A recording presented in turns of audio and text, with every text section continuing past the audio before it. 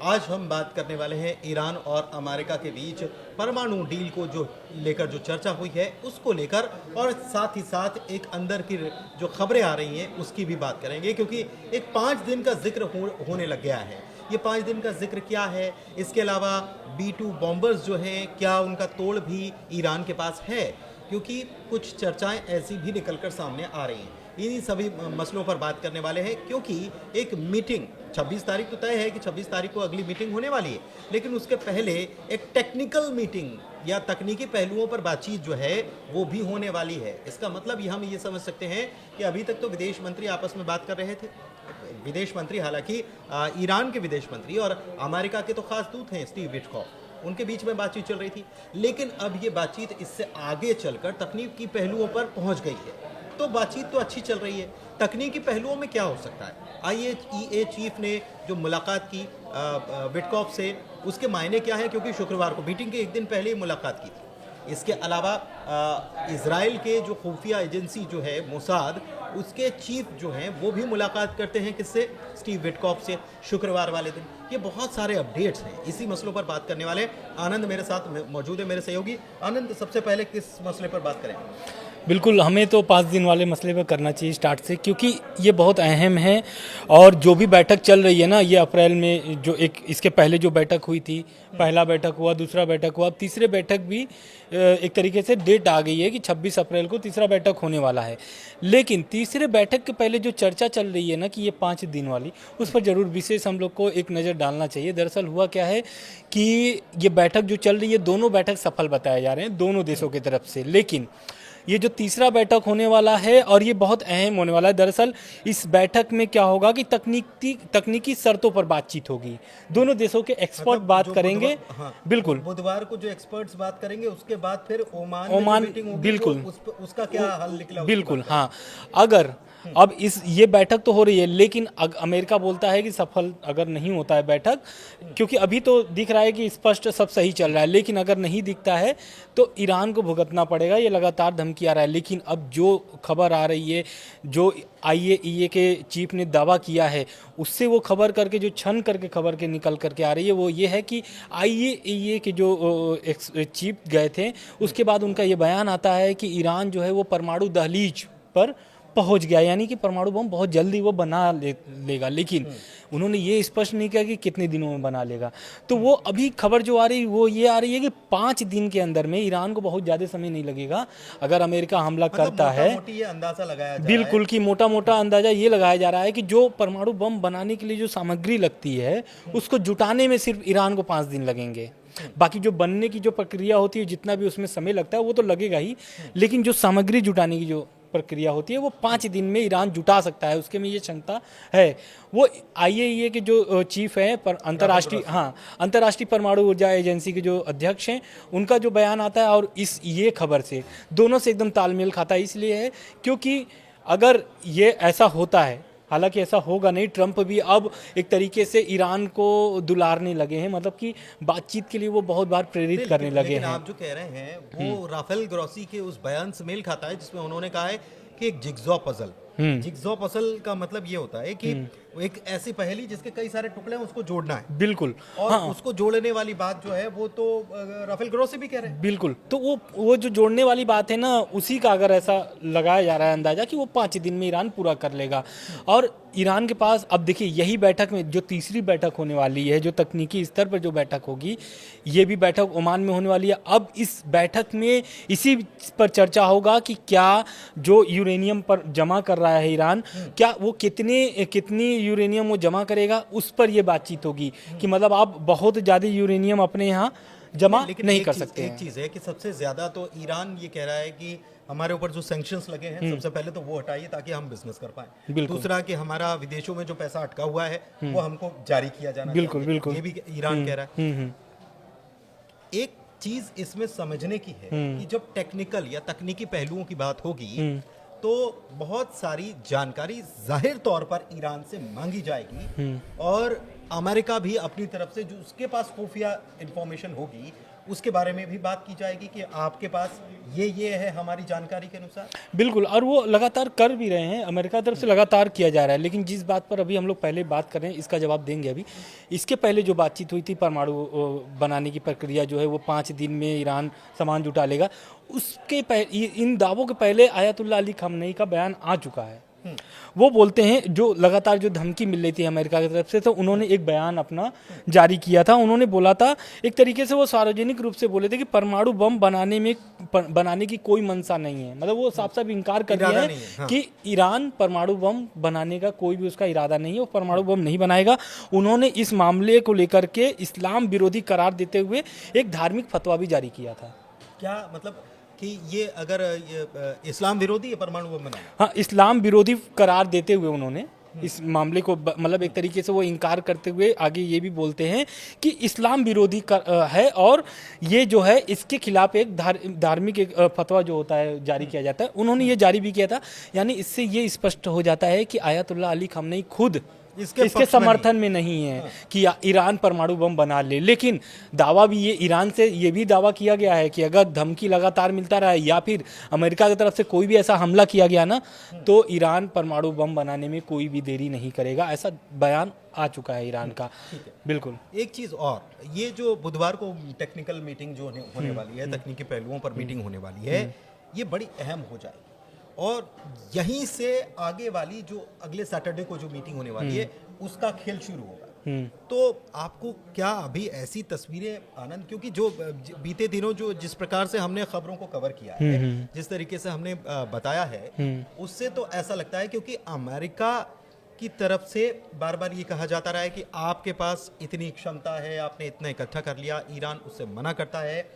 लेकिन ईरान ने कुछ IAEA के सीनियर इंस्पेक्टर्स जो हैं उनके अपने परमाणु स्थल जो है वहां पर प्रवेश पर प्रतिबंध लगा। हाँ बिल्कुल, प्रतिबंध लगा हुआ है, उस पर अभी भी लगा हुआ है। हाँ। ये क्यों लगाया गया?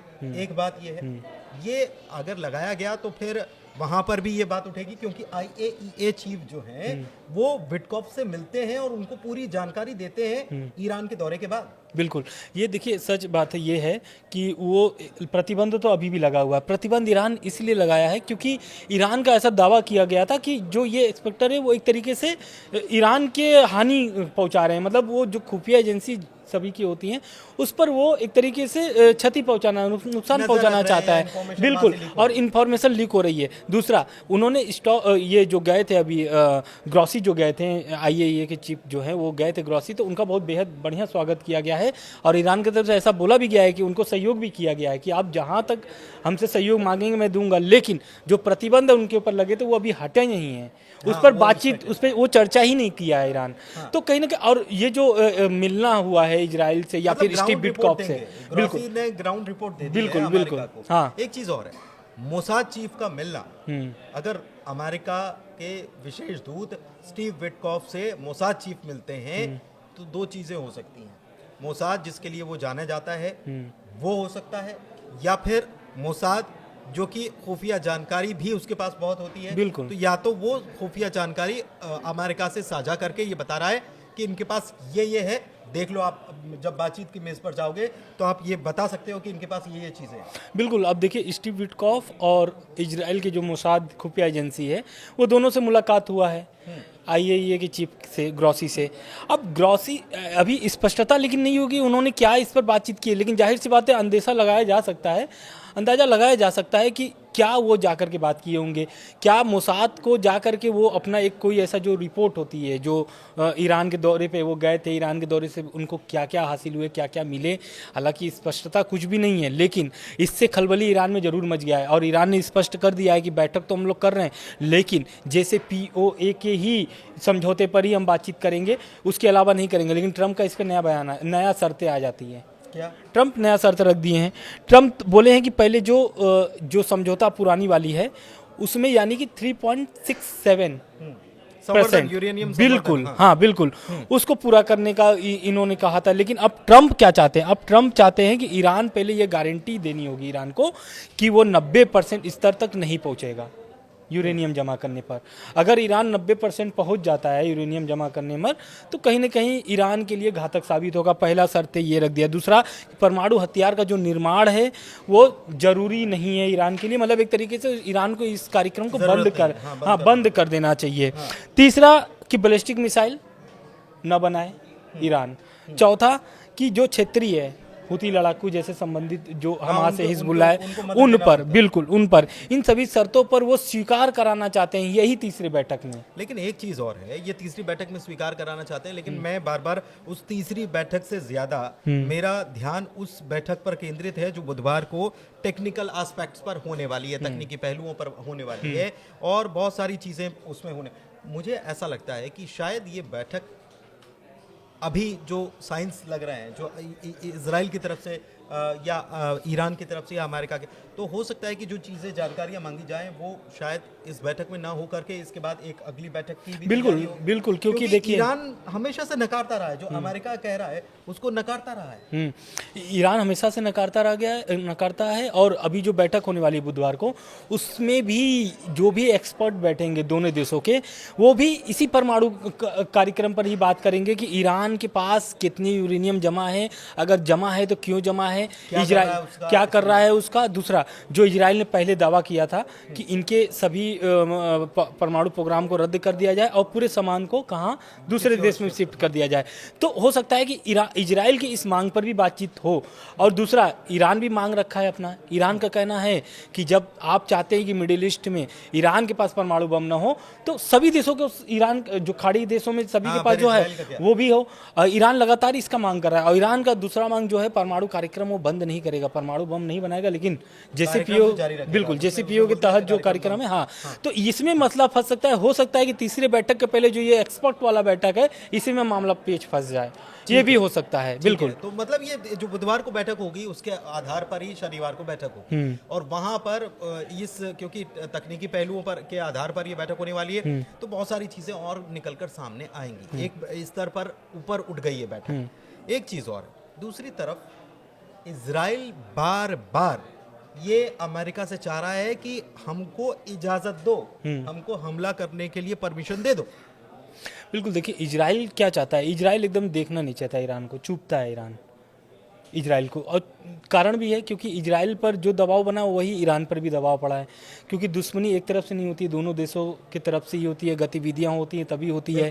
अब इजराइल क्या चाहता है, इजराइल ये चाहता है कि जैसे बाकी देशों में, जो बगल के जो देश हैं, जैसे इजराइल के एक तरीके से दबाव में रहते हैं, आज गाजा में हमला हो रहा है अगर, तो हाँ, तो अब वो दबाव ईरान पर भी इजराइल कहीं ना कहीं बनाना चाहता है। इसीलिए तो वो लीबिया मॉडल लेकर के आया था ट्रम्प के सामने कि भाई लीबिया मॉडल लागू किया जाए, किस पर, ईरान पर, और ईरान एकदम साफ मना कर दिया है। लेकिन इसमें दिलचस्प ये है कि इजराइल जो चाह रहा है, ट्रम्प वो नहीं चाह रहे, ट्रम्प मना कर रहे हैं।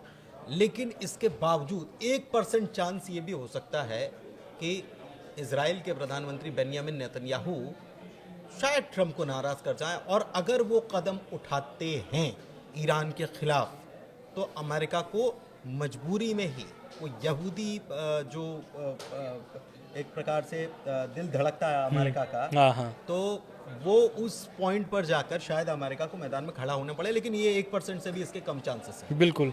लेकिन ये देखिए, आप अगर आप इतिहास खंगालेंगे तो पहले क्या था, यहूदी वर्सेस ईसाई था, लेकिन ये कब यहूदी वर्सेस मुस्लिम हो गया, ये आप इतिहास जब खंगालेंगे तो आपको दिखेगा, क्योंकि पहले की जो लड़ाई थी वो यहूदी वर्सेस ईसाई ही थी। आज वही ईसाई किसको सपोर्ट कर रहा है, यहूदियों को सपोर्ट कर रहा है। दूसरी बात, अब बात हो रही थी कि ट्रम्प जो 90% वाला बात कर रहे थे, तो ये एक जानकारी और देते कि ईरान के पास ऐसा, जैसे IAEA की जो रिपोर्ट है उसमें ये दावा कर दिया है कि 60% शुद्धता है उसके पास, यूरेनियम जमा है। तो 90% का उन्होंने दावा किया है, बहुत ज़्यादा फर्क नहीं है 30% का। अगर 60% वो हासिल कर लिया ईरान, तो कहीं ना कहीं 30% और हासिल करने में उसको कोई समय नहीं लगेगा। जो हम लोग 5 मिनट 5 दिन का जो हम लोग बात कर रहे हैं, क्या पता 5 दिन में यही 30% का बात तो नहीं हो रहा है। हाँ, ये ऐसा हो सकता है। एक चीज़ और देखिए, वीडियो लंबा हो गया, समाप्त करेंगे, लेकिन समाप्ति की ओर है हम। एक चीज़ और आपको बताऊं कि जब आनंद ये खबर हम देख रहे हैं कि बातचीत अच्छी चल रही है, बैठक बहुत अच्छी चल रही है, बिल्कुल। तो मार्केट के लिए भी अच्छी खबर है। हाँ। मार्केट के लिए अच्छी खबर क्या है कि तेल के दाम अंतर्राष्ट्रीय स्तर पर घटे, कम हुए, और ये अच्छी खबर है। दुनिया वैसे भी व्यापार से चलती है, युद्ध से तो चलती नहीं है, इसलिए परमाणु हथियार बनाना ना बनाना ये सारी चीज़ें तो चलती रहेंगी, लेकिन व्यापार चलता रहना चाहिए। हर मुल्क की इच्छा मन में उसके यही चलता है कि हमारा बिजनेस बहुत अच्छा चले। अमेरिका भी तो हथियारों का ही सौदा करता है। खैर, इस वीडियो में इतना ही। नमस्कार।